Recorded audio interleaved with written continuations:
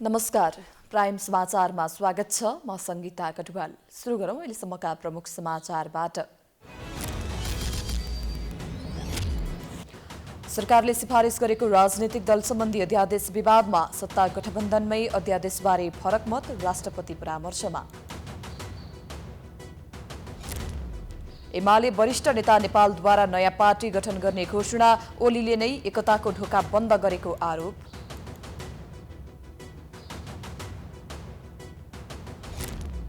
दल फुटाउन अध्यादेश आए, प्रधानमन्त्री देउवाले ठूलो मूल्य चुकाउनुपर्ने ओलीको चेतावनी, माधव नेपाल सहित 14 सांसदलाई पदमुक्त गर्न पत्राचार। अफगानिस्तानमा सत्ता कब्जापछि विद्रोही तालिबानको पहिलो पत्रकार सम्मेलन, अफगानिस्तान अब द्वन्द्वको रणभूमि नहुने भएकाले निर्धक्क भएर बस्न आग्रह।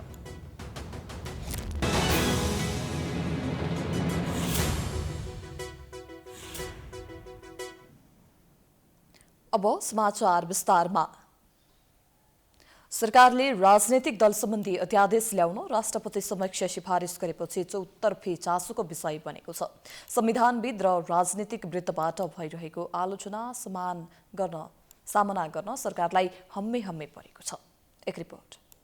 2077 वैशाख 8 गते ओली सरकारले दल विभाजन सम्बन्धी अध्यादेश ल्याउँदा ओली पक्षबाहेक सबैले खुलेर विरोध गरेका थिए। अहिले शेरबहादुर देउवा सरकार, एमालेको माधव नेपाल समूह र जसपाको महन्त ठाकुर पक्षलाई सजिलो हुने गरी दल विभाजन सम्बन्धी अध्यादेश जारी हुने भएपछि ओली विरोधमा उत्रिएका छन्। अहिले शेरबहादुर देउवा सरकार मार्फत एमालेको माधव नेपाल समूह र जसपाको महन्त ठाकुर पक्षलाई सजिलो हुने गरी दल विभाजन सम्बन्धी अध्यादेश जारी हुने भएपछि ओली विरोधमा उत्रिएका छन्। तत्कालीन सरकारले यही अध्यादेश ल्याउँदा चर्को विरोधमा उत्रिएका वर्तमान सत्तारूढ दलहरू समेत सत्ताको स्वार्थमा ओली पथमा अग्रसर छन्। संसद छलेर अध्यादेश ल्याउनुलाई कानुनका जानकारहरू संविधान माथिको प्रहार मान्छन्। अध्यादेशको पावरको यो दुरुपयोग हो। दुरुपयोग किन हो भने पहिलो कुरा त पार्लियामेन्टको सेसन नभएको बेलामा भनिएको छ। अब पार्लियामेन्टको सेसन अलरेडी थियो, पार्लियामेन्ट वाज इन सेसन, भएको पार्लियामेन्टको सेसनलाई चाहिँ अन्त्य गरियो र त्यो अन्त्य गर्ने बित्तिकै फेरि अध्यादेश जारी गरियो भनेपछि यो जुन अर्डिनेन्स मेकिङ पावर हो त्यसको यो गम्भीर रूपमा दुरुपयोग हो भने जसरी केपी शर्मा ओलीको पालामा जथाभावी तरिकाले अध्यादेश आयो, अहिले पनि यो अध्यादेशको जुन पावर हो, जुन इमर्जेन्सी पावर हो, त्यसको चाहिँ एउटा दुरुपयोगको अवस्था पुनः सृजना भएको छ। तत्कालीन प्रधानमन्त्री ओलीले केन्द्रीय समिति मात्रै भनिएको भाषामा संशोधन गर्दै महाधिवेशनबाट निर्वाचित केन्द्रीय समिति बनाएका थिए। साथै केन्द्रीय समिति र संसदीय दलको 40%ले दल विभाजन गर्न सक्ने व्यवस्थामा हटाएर वा थप्दै अध्यादेश जारी गरिएको थियो। देउवा सरकारले त्यसभन्दा एक कदम अघि बढेर 40%को ठाउँमा 20% उल्लेख गर्दै अध्यादेश जारी गर्दैछ। नेकपा एमालेका वरिष्ठ नेता माधव कुमार नेपाललाई पार्टीको केन्द्रीय समिति र संसदीय दलमा 40% पुर्याउन गाह्रो हुने भएपछि 20%ले दल विभाजन गर्न सक्ने व्यवस्थासहितको अध्यादेश ल्याउन लागि हो। विद्यमान राजनीतिक दल सम्बन्धी कानुन अनुसार राजनीतिक दल विभाजन हुनलाई संसदीय दल र केन्द्रीय कमिटी दुवैमा 40% संख्या पुर्याउनु पर्ने प्रावधान छ। संसदीय व्यवस्थालाई स्वीकार गर्नेहरूको सर्वोच्च थलो चाहिँ संसदहरू हुन्छ। संसदलाई छलेर लिएर आउने यस्ता अध्यादेशहरू जुनसुकै उद्देश्यका साथमा ल्याए पनि गैर संसदीय, गैर राजनीतिक रूपमा हुन्छ। त्यस्तै तरिकाले जति गलत हिजोको लागि जसरी गलत थियो त्यस्तै तरिकाको यो चिज पनि गलत हो र यो संसदीय आचरण, संस्कृति, मूल्य, मान्यताका बीचमा पर्दैनन्। दुईटै पर्दैन। हिजो पनि पर्दैनथे, आज पनि पर्दैन। एमालेको नेपाल समूहले देउवा नेतृत्वको सरकार गठनमा निर्णायक भूमिका खेलेको र उसको सहभागिता बिना सरकार विस्तारमा समेत समस्या देखेपछि अध्यादेशको सहारा लिनु परेको हो। 40% संख्या पुर्याउन नसकेर सङ्कटमा परेका नेपाल समूह र पार्टीविहीन अवस्थामा रहेको महन्त ठाकुरलाई दल फुटाउन सजिलो हुने गरी अध्यादेश ल्याइएको छ। दल विभाजन सम्बन्धी अध्यादेश आए एमाले र जसपा औपचारिक रूपमा विभाजन हुनेछन्। संसदमा पनि 20% भए पुग्ने वा केन्द्रीय समितिमा 20% भए पनि पुग्ने भनेपछि त अब अहिले त के छ नि, मैले देखेको अब सम्पूर्ण राजनीतिक दलहरू अस्थिर हुने भयो। अब सानसाना खुद्रा पार्टीहरूको चाहिँ के छ नि एउटा जन्म हुने भयो राजनीतिक प्रणाली नै यसबाट अस्थिर हुन सक्छ। यसले चाहिँ लोकतन्त्रको भविष्य नै एउटा खतरामा पार्न सक्छ। यो एउटा यसो हेर्दाखेरि सानो कुरा देखिन्छ, तर यसको दूरगामी दुष्परिणाम छ। अहिले यस्ता कुराहरूलाई एउटा तत्कालीन राजनीतिक लाभ र हानिको लागि मात्रै प्रयोग गरिनु हुँदैन। यो संविधानको स्थायित्वसँग सम्बन्धित कुरा हो। नेपालको संविधानको धारा 114मा अध्यादेश सम्बन्धी व्यवस्था छ। सङ्घीय संसदको दुवै सदनको अधिवेशन चलिरहेको अवस्थामा बाहेक तत्काल केही गर्न आवश्यक परेमा मन्त्री परिषदको सिफारिसमा राष्ट्रपतिले अध्यादेश जारी गर्न सक्ने व्यवस्था त्यो धारामा छ। दलभित्र र संसदीय समीकरणमा आफू अनुकूलको राजनीति भएन भने कानुन नै तोडमोड गरेर आफूलाई सहज बनाउने अभ्यासको सुरुवात तात्कालीन ओली सरकारले गरेको थियो। अहिलेको गठबन्धन सरकारले पनि अध्यादेश मार्फत कानुन संशोधन गरेर आफू अनुकूल निर्णय गराउन खोजेको देखिन्छ। प्राइम टाइम्स टेलिभिजनका लागि क्यामेरामा भास्कर भट्टाचार्यका साथमा प्रकाश बमको रिपोर्ट।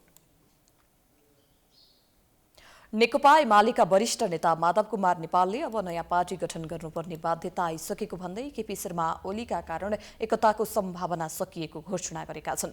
अखिल फोर्सको भेलालाई जुम मिटिङ मार्फत सम्बोधन गर्दै वरिष्ठ नेता माधव कुमार नेपालले ओलीकै कारण नेकपा एमाले फुटको संघारमा पुगेको बताए। उनले अब पार्टीलाई पुनर्गठन गर्नुको विकल्प नभएको स्पष्ट पारे। उनले आफूहरूले नयाँ पार्टी बनाएको अवस्थामा पनि ओली सचिएर आए एकताका लागि तयार रहने बताएका हुन्। नेपालले कार्यकर्ताहरूलाई संगठन विस्तार गर्न समेत निर्देशन दिँदै ओली अहंकारको घोडामा सवार भए आफूलाई सर्वाधिकार सम्पन्न भएको ठान्दा समस्या आएको बताए। ओली एउटा सानो गुटको नेतामा मात्रै सीमित भएको नेपालको आरोप छ। प्रधानमन्त्री बनेपछि ओलीमा झनझन दम्भ बढेको उनको टिप्पणी थियो। सत्तामा पुगिसकेपछि, प्रधानमन्त्रीको ओहदामा पुगिसकेपछि उहाँमा झन दम्भ बढेर गयो। यी जम्मै प्राप्त गरेका उपलब्धिहरू, निर्वाचनका परिणामहरू उहाँकै प्रतापबाट भए भन्ने उहाँमा बेग्लै किसिमको भावना, अहङ्कारको भावना, एकलौटी सबै श्रेय लिने भावना यस्तो विकसित हुन पुग्यो। यही भावनाबाट केन्द्रित भएर उहाँ चल्नुभयो। उहाँमा व्यक्तिवाद बडो नराम्रो ढङ्गले प्रकट भएर त्यो व्यक्तिवाद गुटवादको रूपमा देखा पर्यो।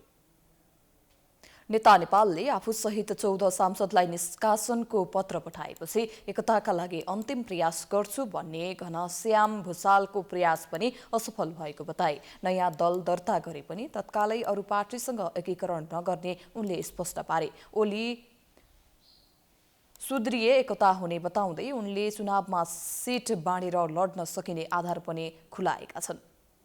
केपी ओली उहाँले भनिसक्नु भएको छ कि उहाँले त्यो उहाँको पार्टीभित्र माधव नेपाल लगायतको निम्ति अब ढोका बन्द भइसकेको छ।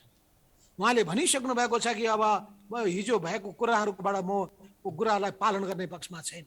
उहाँले गद्दारको उपाधि दिनुभएको छ। उहाँले देशद्रोही भन्नुभएको छ। उहाँले सबै किसिमको आरोप लगाउनु भएको छ। त्यो आरोपहरू उहाँले फिर्ता लिने र आत्मालोचना गर्ने कुनै स्पिरिट देखाउनु भएको छैन।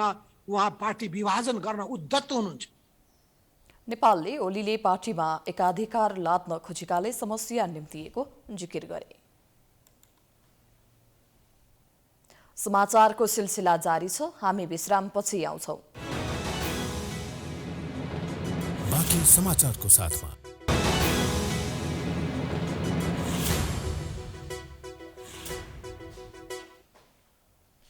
विश्रामपछि स्वागत छ। अब बाँकी समाचार।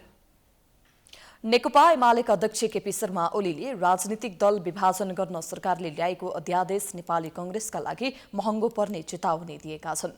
एमाले संसदीय दलको बैठकमा अध्यक्ष ओलीले एमाले फुटाउन खोज्दा कांग्रेसले ठूलो मूल्य चुकाउनु पर्ने बताएका हुन्। गठबन्धनले ऐतिहासिक भनेको सर्वोच्च अदालतको फैसलाको समेत अध्यादेशले अवहेलना गर्ने उनले बताए। गलत मनसाय र उद्देश्य राखेर ल्याइएको अध्यादेश तत्काल फिर्ता लिएर 3 दिनभित्र संसद अधिवेशन बोलाउन सरकारलाई अध्यक्ष ओलीले चेतावनी समेत दिए। पार्टी एकताका लागि आफूले अधिकतम लचकता अपनाए पनि अर्को पक्षले एकपछि अर्को अडान लिएका कारण समस्या भएको उनले जिकिर गरे। हिजो हठात गरिएको षड्यन्त्रपूर्ण ढङ्गले गरिएको अधिवेशनको अन्त्य अत्यन्तै गलत नियत, गलत मनसायका साथ अनैतिक प्रयोजनका गरिएको हुँदा यसलाई निन्दा गर्नुपर्छ, भर्सना गर्नुपर्छ र यसलाई निन्दा र भर्सना, पहिलो कुरा हामी यसलाई निन्दा र भर्सना गर्छौँ। यस तथाकथित गठबन्धनको अपराधिक उद्देश्यको यो सरकार, यसको हामीले जोरदार निन्दा गर्नुपर्छ, भर्सना गर्नुपर्छ र यो अध्यादेश तुरुन्त फिर्ता लिन जोरदार माग गर्नुपर्छ। संसद छरे पनि फेरि संसदमा भेट होला। अध्यक्ष ओलीले अहिलेको गठबन्धन नामको सरकार असंवैधानिक, गैरकानूनी, जनादेश विपरीतको र अपराधिक उद्देश्यका साथको सरकार भएको आरोप लगाए। संसद अधिवेशन रोकेर 12 घण्टा नबित्दै कालो र षड्यन्त्रपूर्वक दल विभाजनको अध्यादेश सरकारले ल्याएको भन्दै उनले आक्रोश पोखे।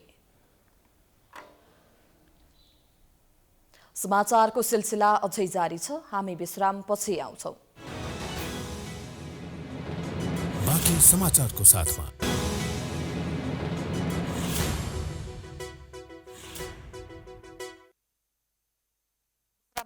स्वागत छ। अब अन्तर्राष्ट्रिय समाचार।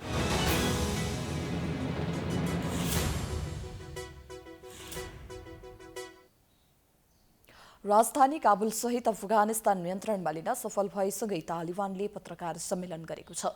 पत्रकार सम्मेलनमा प्रवक्ता जबीहुल्लाह मुजाहिदले 20 वर्षको सङ्घर्षपछि देशलाई मुक्त गरेको र विद्रोहीहरूलाई निकालेको बताएका छन्। आफूहरूको सफलता पुरै देशका लागि गर्वको क्षण भएको उनले बताए। अफगानिस्तान अब द्वन्द्वको रणभूमि नहुने कुरा सुनिश्चित भएको उनको दावी छ।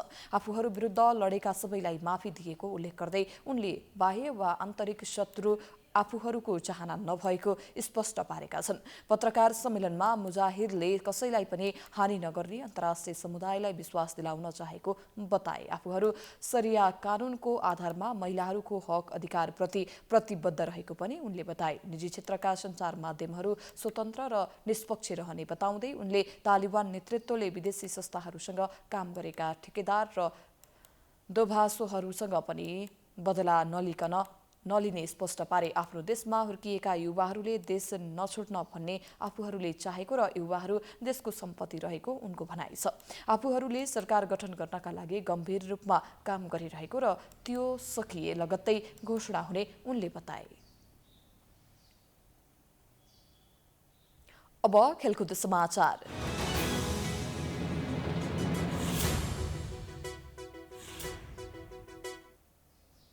बेलायतको चर्चित एथलेटिक्स प्रतियोगिता लन्डन म्याराथन अक्टोबरमै आयोजना हुने भएको छ।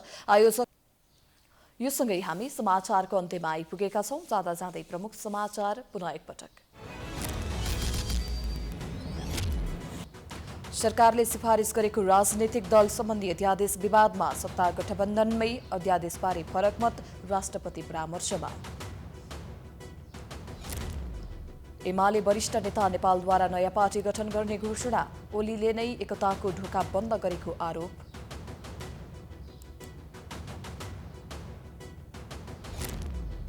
दल फुटाउन अध्यादेश आए, प्रधानमन्त्री देउवाले ठूलो मूल्य चुकाउनु पर्ने ओलीको चेतावनी, माधव नेपाल सहित 14 सांसदलाई पदमुक्त गर्न पत्राचार। अफगानिस्तानमा सत्ता कब्जापछि विद्रोही तालिबानको पहिलो पत्रकार सम्मेलन, अफगानिस्तान अब द्वन्द्वको रणभूमि नहुने भएकाले निर्धक्क भएर बस्न आग्रह। समाचार अहिलेलाई सकियो। हेर्दै गर्नुहोला प्राइम टाइम्स टेलिभिजन। नमस्कार।